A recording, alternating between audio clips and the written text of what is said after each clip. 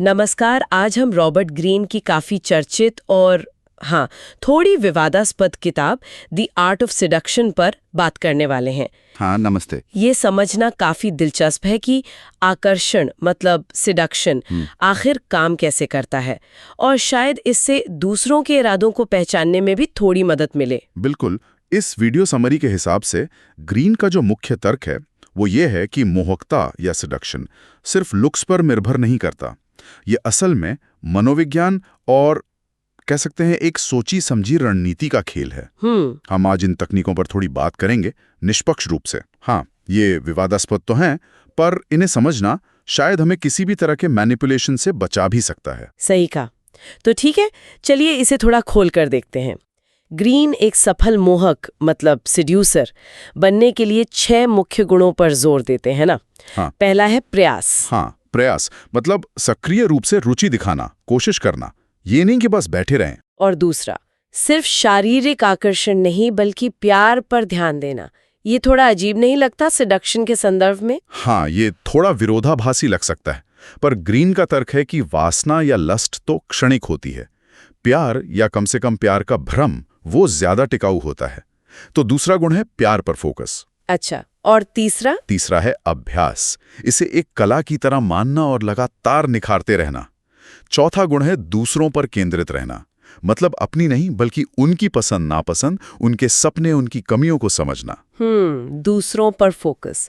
और पांचवा था अनुकूलन क्षमता, राइट, अडेप्टेबिलिटी। जी बिल्कुल, यानी जिसके करीब जाना है उसे जो चीज आकर्षक लगे वैसा ही व्यक्तित्व अपना लेना। एक तरह से गिरगिट की तरह रंग बदलना, जैसा माहौल हो जैसा इंसान हो। और छठा गुण जो शायद सबसे ज्यादा पेचीदा है, नैतिकता वाला। हाँ, छठा गुण है नैतिकता को खेल का हिस्सा मानना। मतलब ग्रीन के अनुसार एक सफल मोहक के लिए लक्ष्य हासिल करना ज्यादा जरूरी है, सही गलत के नैतिक पैमानों से भी ज्यादा। ये पॉइंट काफी विवादास्पद है, जाहिर है। ये वाकई में सोचने वाली बात है। और एक और दिलचस्प बात जो आपने कही थी कि ग्रीन के हिसाब से लुक्स उतने निर्णायक नहीं होते जितने ये गुण। हाँ, उनका यही कहना है। और फिर वो अलग अलग तरह के मोहक व्यक्तित्वों की बात करते हैं, जैसे साइरन, रेक, चामा। ये क्या है असल में? हाँ, वो कुछ खाके या आर्किटाइप्स बताते हैं, जैसे साइरन जो अपनी रहस्यमयी और थोड़ी दूरी बनाए रखने वाली छवि से पुरुषों को आकर्षित करती है, उन्हें अपनी कल्पनाओं में खोने देती है। अच्छा। या फिर रेक जो अक्सर नियमों को तोड़ता है, थोड़ा बागी किस्म का होता है और महिलाओं को एक तरह के वर्जित रोमांच का अनुभव कराता है। और चामर? चामर वो है जो तारीफों, ध्यान और लोगों के ईगो को सहलाकर उन्हें अपने वश में कर लेता है, मतलब बहुत मीठा बनके। दिलचस्प है। और जिन्हें लक्ष्य बनाया जा सकता है उनके भी प्रकार बताए गए हैं, जैसे नॉस्टैल्जिक या एस्केपिस्ट। जी हाँ, ग्रीन कहते हैं कि कुछ लोग होते हैं नॉस्टैल्जिक, जो अतीत की अच्छी यादों में खोए रहते हैं और उस सुकून को फिर से जीना चाहते हैं। और एस्केपिस्ट वो हैं जो अपनी रोजमर्रा की उबाऊ जिंदगी या जिम्मेदारियों से भागना चाहते हैं, किसी रोमांच की तलाश में। एक मोहक इन जरूरतों को पहचानता है और फिर अपनी रणनीति बनाता है। अच्छा, तो मतलब ये सिर्फ रोमांटिक रिश्तों तक ही सीमित नहीं है, इसका दायरा और भी बड़ा है। बिल्कुल। ग्रीन के अनुसार ये तकनीकें सिर्फ रोमांस के लिए नहीं है।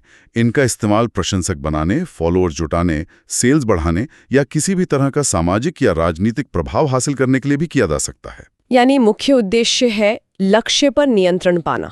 हाँ, कह सकते हैं कि मूल उद्देश्य यही है, लक्ष्य पर एक तरह का नियंत्रण हासिल करना, ताकि उन्हें अपनी मर्जी के मुताबिक मोड़ा जा सके। तो फिर इस पूरी प्रक्रिया के चरण क्या हैं? ग्रीन इसे कैसे बांटते हैं? 4 चरण बताए थे ना आपने? हाँ, 4 मुख्य चरण हैं।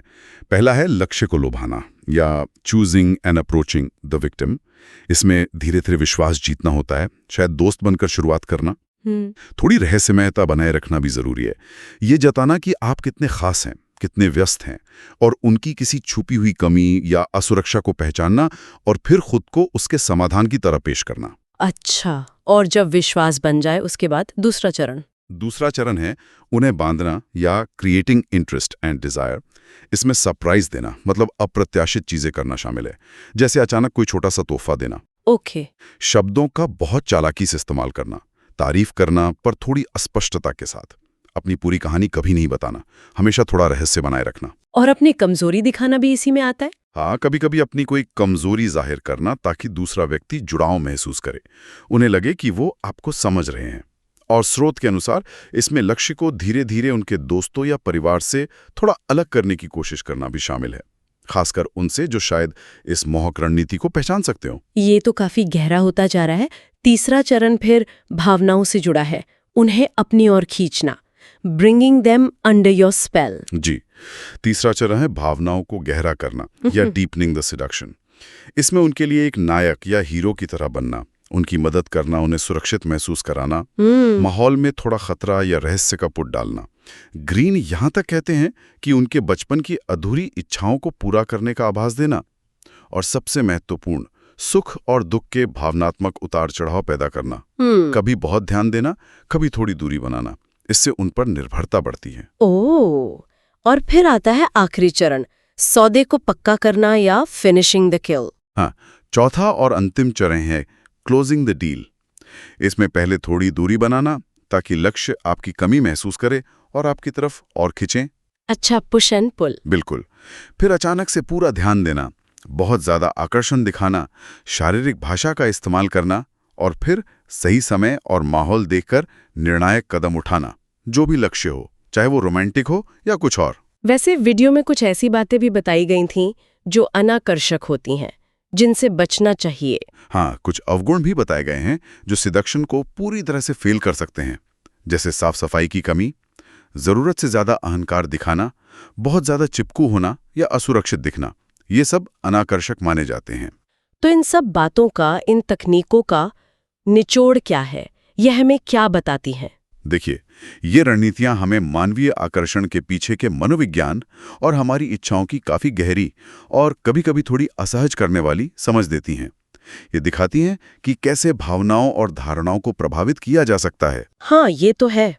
जाहिर है, इनका इस्तेमाल अच्छे या बुरे दोनों तरह के उद्देश्यों के लिए हो सकता है। स्रोत भी यही इशारा करता है कि इन रणनीतियों का उपयोग अगर करना भी हो तो बहुत सावधानी से और दूसरों की भावनाओं का सम्मान करते हुए किया जाना चाहिए। बिल्कुल सही। ज्ञान शक्ति तो है, पर इसका जिम्मेदारी से इस्तेमाल करना बहुत जरूरी है।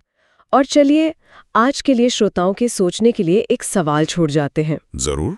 रॉबर्ट ग्रीन के इस ढांचे से परे अगर सोचें तो किसी इंसान के साथ एक सच्चा, वास्तविक, ऑथेंटिक रिश्ता बनाने का आखिर मतलब क्या होता है? और क्या ग्रीन की ये रणनीतियां उस लक्ष्य के साथ मेल खाती हैं या फिर उसके बिल्कुल विपरीत जाती हैं? इस पर विचार किया जा सकता है।